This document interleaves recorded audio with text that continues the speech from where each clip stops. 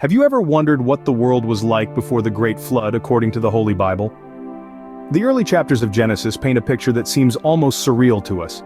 People lived extraordinarily long lives, some exceeding 900 years. This longevity is often interpreted as a sign of humanity's initial closeness to the original perfection of creation. As the population grew, so did wickedness and corruption.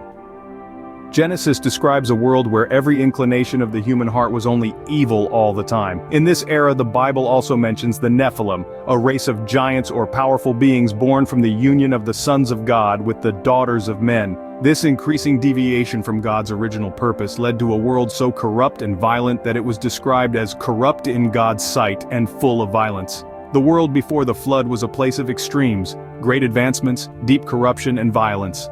Amid all the corruption, there was one man who stood out: Noah. Yes, Noah, a beacon of righteousness in a world spiraling into moral decay. The Bible, in its profound simplicity, tells us, "But Noah found grace in the eyes of the Lord."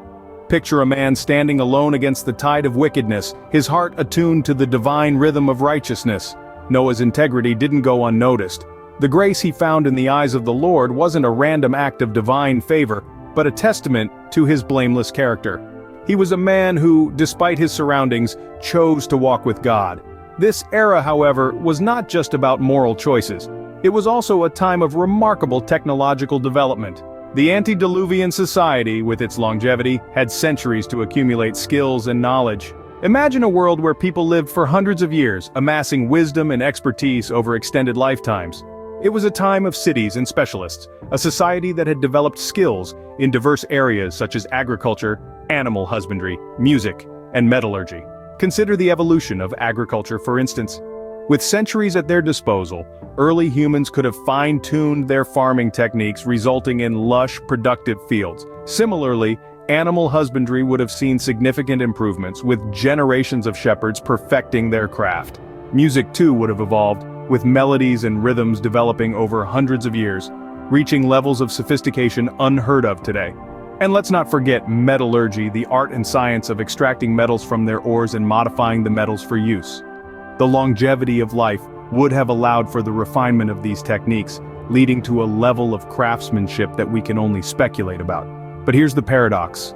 Despite these advancements, despite the flourishing of knowledge and expertise, the world was moving away from God's original purpose.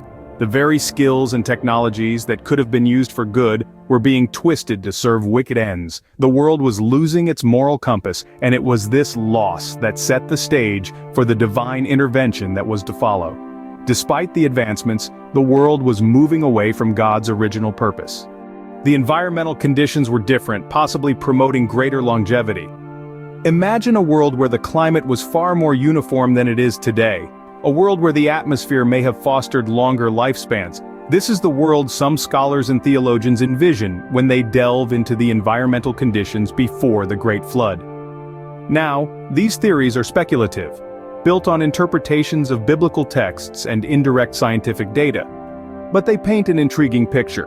Some propose that a water vapor canopy once surrounded the Earth, creating a greenhouse effect that regulated the climate. This could have resulted in a uniformly warm, tropical environment, devoid of the weather extremes we experience today. Others suggest that this pre-flood atmosphere was richer in oxygen, which might explain the remarkable longevity of the antediluvian population. With ages exceeding 900 years, as listed in the genealogical account from Adam to Noah in Genesis, the inhabitants of this time were clearly not bound by the same biological constraints we face today. But this world, for all its potential wonders, was far from a paradise. The Bible portrays a society steeped in wickedness and corruption. The earth was corrupt in God's sight and full of violence.